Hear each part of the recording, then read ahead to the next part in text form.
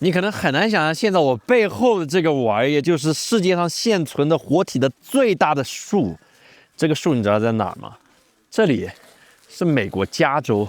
这里我觉得就是你拍好莱坞啊什么，大家都看厌了，但是自然风光很少有免费的素材，所以我们就过来给你来抓些好东西。那这次支持我们来到这边的甲方是它荣耀 Match 8 Pro Air， 这台手机有3摄，同时有着轻薄的机身，但有着 Pro 的性能，我觉得非常有意思。所以我们带着它来一起踏上我们这次的旅途，我们一定会给你抓到一些非常非常独特的这些影像。来吧，和我们一起踏上我们的样片日记美系版本，从来没来过哦。开始吧。之前的样片日记，我们就曾到访过美国，但不同于一片血色的阿拉斯加，眼前的加利福尼亚不仅是美国经济体量最大的州，它的自然风景也非常独特。北太平洋的寒流带来的稳定气候，能让你在这里同时看到世界上最大的树、北半球最大的海兽，还有全球影视工业的心脏。各种景观、生物还有人类的野心，都被压缩在同一条海岸线之上。那对于拍摄免费样片来说，这倒是件好事。只要花上1天适应时差，这些琳琅满目的美景便会被你收入脑中。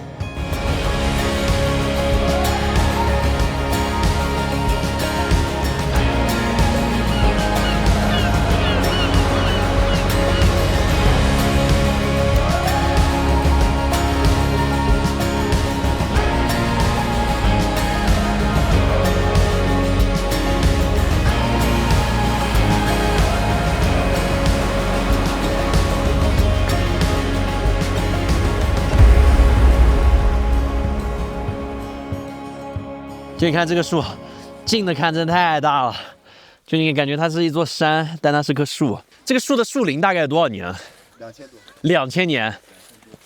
哇，活到3000岁。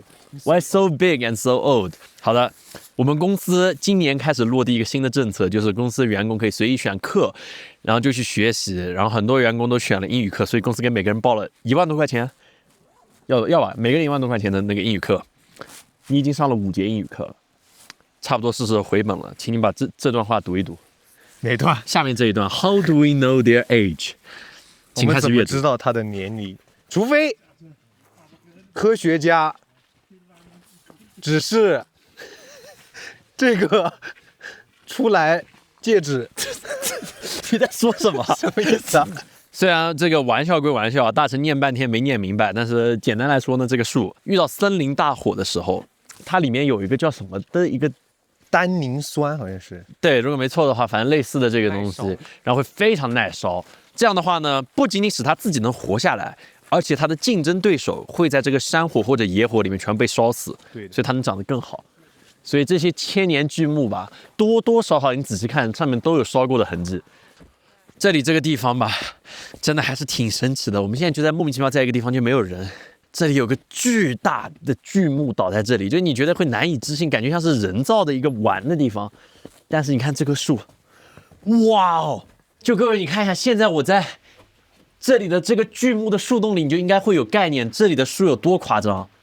这是这个树洞，就如果说你们现在在看我的直播，我在雪原生存的话，就我最需要的就是这么一个东西。你看它有床啊。哇，这个树真的好爽啊！这我感觉就是小时候所有人梦想里面的这种地方，就是你的秘密基地。哎呦，天然的碳，我还能生火，我还可以直接在这里面一氧化碳中毒死掉。真的，在雪原求生中，密闭空间里的火往往是最要命的。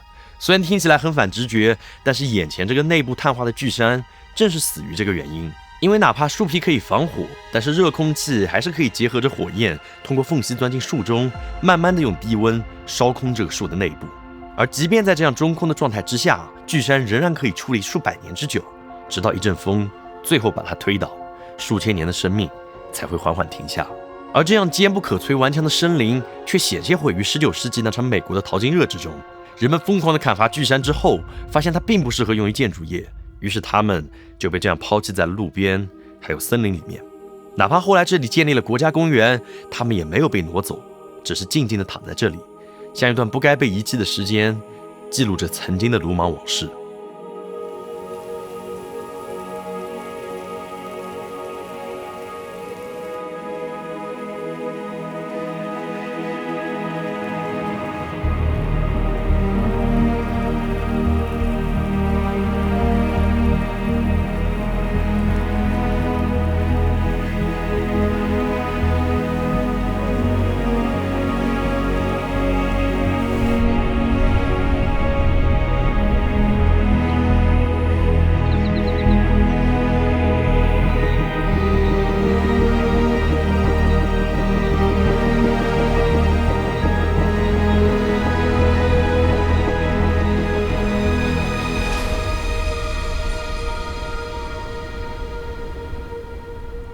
们现在这个地方非常的梦幻，我们一大早6点多就爬起来，然后来了这里。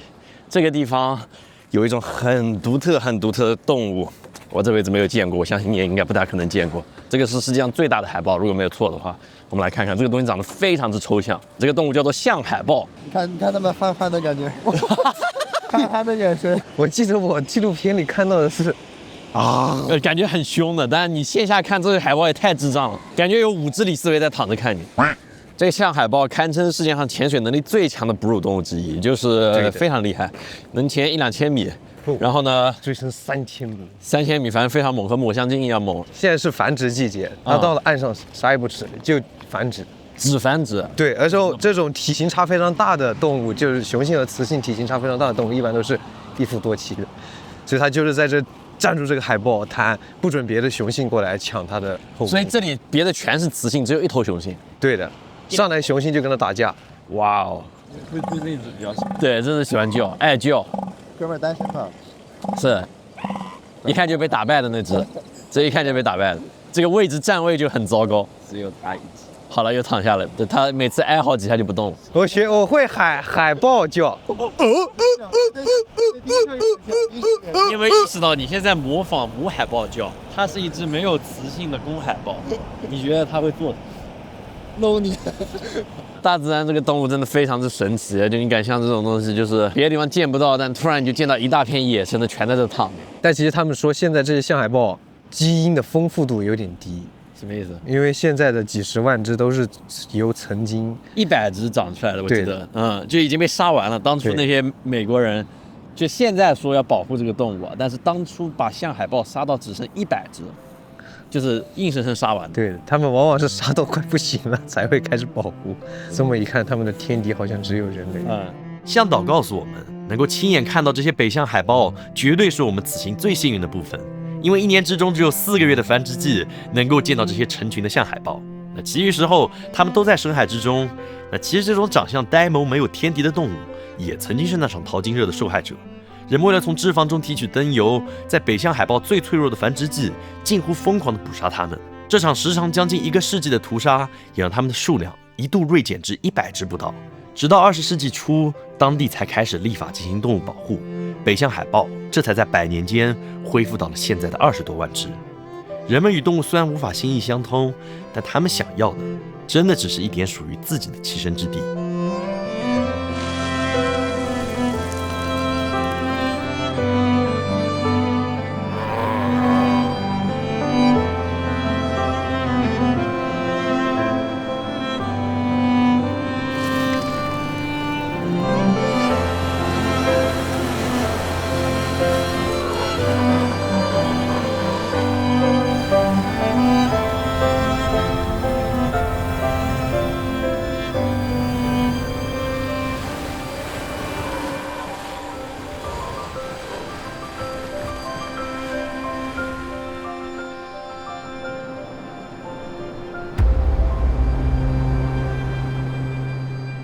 哦，这里拍样片，不得不说，大成他的梦想就是做牛仔。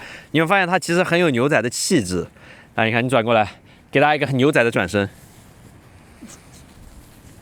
这不太牛。但我想说啊，就你看，加州别的不讲，它这个地貌真的是天时地利人和占得很满。就是你看这边就是一片很辽阔的一个地方，对吧？但是镜头突然转过来，你看，就冒出了这么大一个巨石。然后就在这个城镇边上，所以这边的居民就是每天会看到这样的景象，这个拍出来应该很帅。你看，因为这个石头，你看有这么深，这个我很推荐各位你试一试练调色。就其实我一直很想做一件事情，因为我们现在样片日记，我们已经抓了超级多的免费素材，我们应该是全世界，目前我统计过，我们是全世界分享原素材最多的平台，而且是免费的。然后我一直想做一件事情，我们办一个调色比赛。就是我们比如说有个高额的奖金给大家，然后呢，这样的话就是你自己从我们的素材库里面选素材，然后差不多1分半钟的剪辑，你自己加 BGM 加调色，把整个氛围给营造好，看谁做的最好。然后我们可以设置，比如说，我先夸下海口啊，比如说第1名 Red 摄影机，然后或者哈苏什么东西，我可以设这个奖项，你觉得你会想参加吗？这座巨岩所在的1号公路，绝对是我们此行最推荐的自驾路线。那其实在美国自驾并没有想象中那么困难，你要做的就是提前在国内准备好驾照翻译件，就可以开车来感受整条海岸线，并且因为同样是左舵，在这里开车你也能够很快的适应。而这条著名的1号公路其实不存在固定打卡点，因为每个转角之后都有可能是不一样的风景。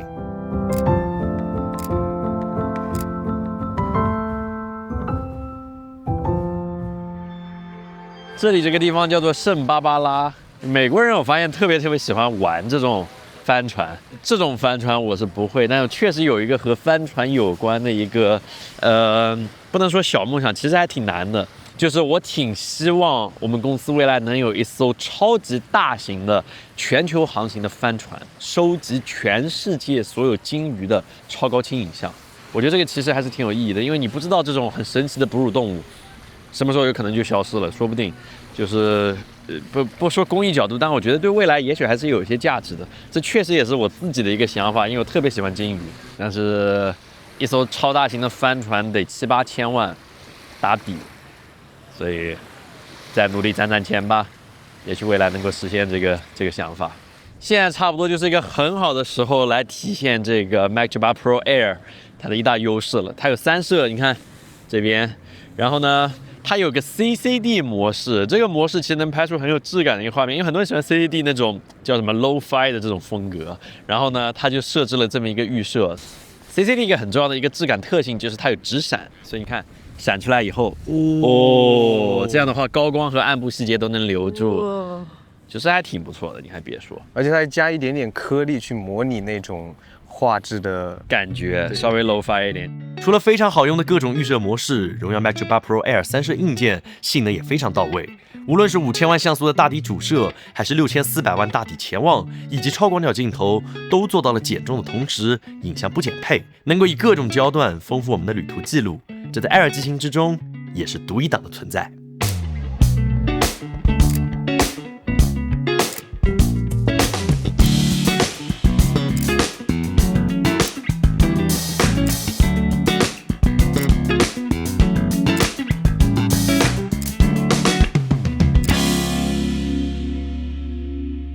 离开圣巴巴拉，我们沿着1号公路一路驱车往南。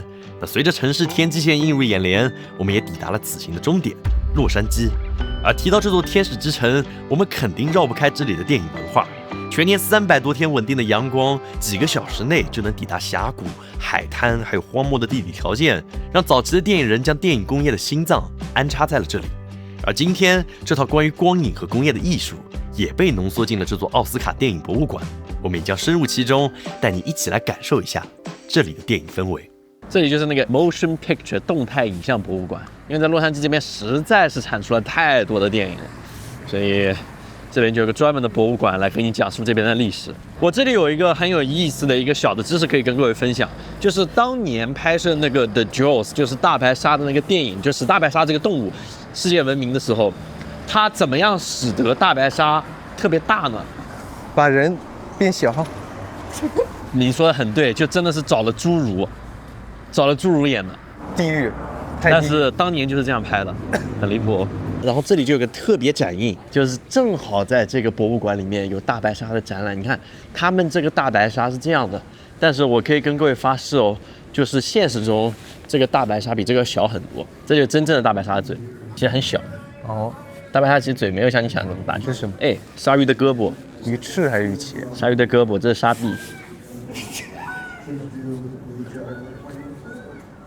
一点不好笑啊！不好笑是吧？对啊。哇！时空道具。你可以让它卖萌吗？开心、悲伤、懵逼，掌握了，就是这样自如。哇，这个展示好酷哦！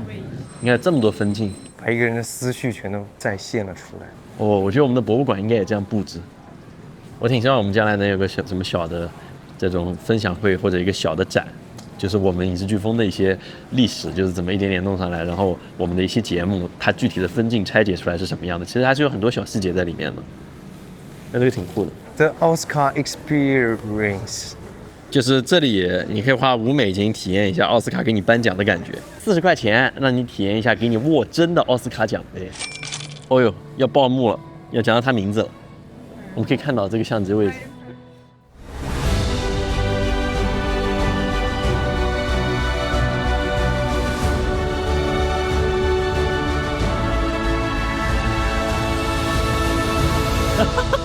真的挺帅的，你别说，还真像回事。你感觉真拿了，你演的还挺有那味儿。那沉浸感很强。你觉得这个值不值？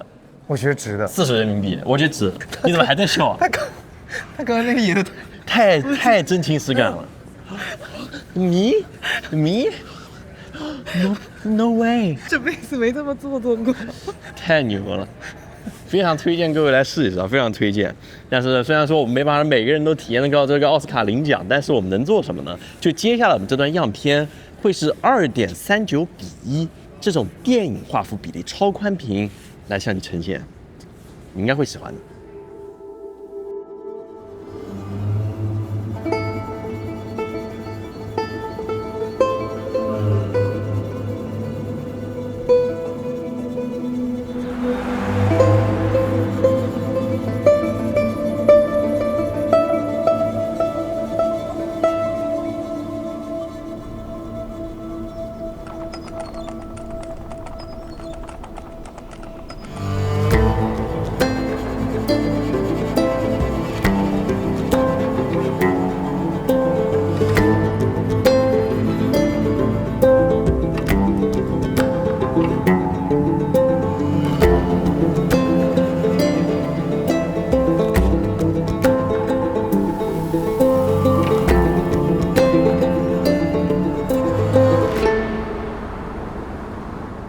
这里是真正的这种西海岸的感觉了，就是真正的西海岸就在这儿了。是的，我们可以玩个挑战，就是我们这边所有人谁能够走得最像洛杉矶游戏里面的动作，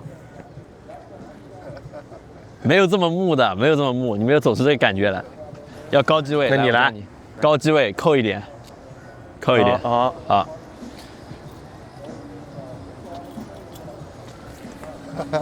你吓到飞车啊！感觉网速不是很快的哦，这单机游戏。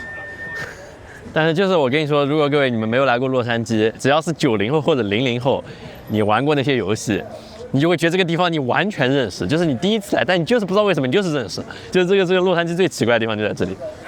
哇，很厉害。哇，他怎么这么死？真的太牛了！你知道这里其实就是现代滑板的发源地，这里就现代滑板发源地，就这个位置，就这个位置，就这一块。因为圣莫尼卡北边是富人区，这边是穷人区。然后曾经1970几年的时候，这里闹旱灾，就泳池挖空了嘛，所以那些穷人孩子就用碗池把游泳池做成碗池，然后在里面做各种动作，就有现在做各种动作的这种现代滑板。对的，以前的滑板只是冲浪平替，正好就因为那次旱灾，大家没有浪了，就在这滑旱地。我这个老哥也很厉害，一看就是有东西。It's very good. I'm just trying to stay young. Okay. Because I'm You should. now. You're 50. I'm 50. How come you look like 30? Yeah, that's why I'm growing a beard. All right, sir. Shave, I look like 20 something. For me, it's the vibes from all these people. When I see the looks on all of your guys' faces, I'm like, dang. If I think I'm anything without any one of you, who am I? Right. So that's just it, man. Enjoy. Okay, enjoy, sir. 哇哦，刚刚那个大哥，你敢信？他50岁了，那个老哥他50岁了。他说他已经没有像以前那么有劲了，已经滑不了很好了。但是他说他就喜欢这个氛围。那老实说，我们去过不少的国家和城市，但是洛杉矶的运动氛围绝对是最浓厚也最松弛的那一档。不知道是不是下届世界杯和奥运会都在这里举办的缘故。这片威尼斯海滩之上，你能看到各种运动的年轻人、老人，甚至西装革履的上班人也在玩滑板。那这些发源于街头的美式运动，往往不是为了拼个胜负，他们不强调整齐划一，更多追求节奏感，讲究拍点，还有身体的律动。但很可惜的是，运动并不是我擅长的领域，所以相比于融入其中，我们还是更想通过影像来向你传递这里松弛的运动氛围。Everybody's got to love someone sometime. Everybody's got to love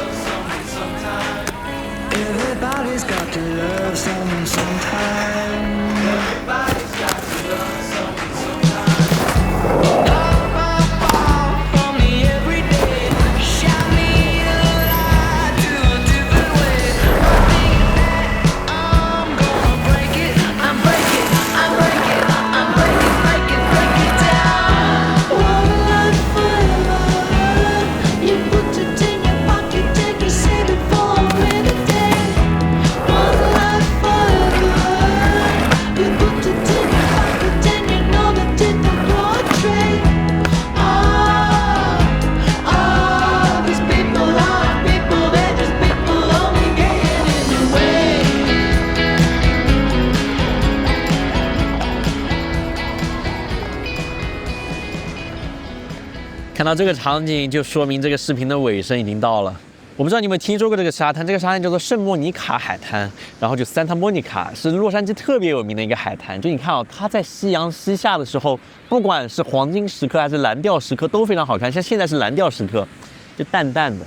然后那边有一个游乐场，然后有个长长的栈桥，在很多电影里都有取景，非常非常的美。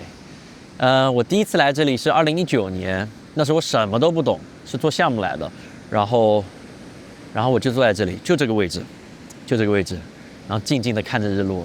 然后现在6年以后回到这里，有很多东西都变了，但是这个场景好像从来没有改过一样。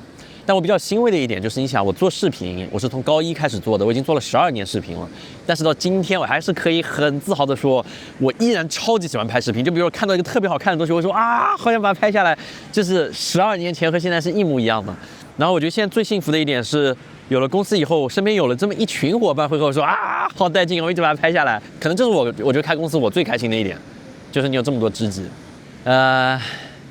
这个视频我们在这边结束吧。就以往我们视频结束的时候会放一个特别宏大的音乐，还有特别大的场景，但这次视频不能这样。我们有个很好的想法，就是我们会用《怪奇物语》里面一首很淡的曲子，我觉得和这个氛围非常接近。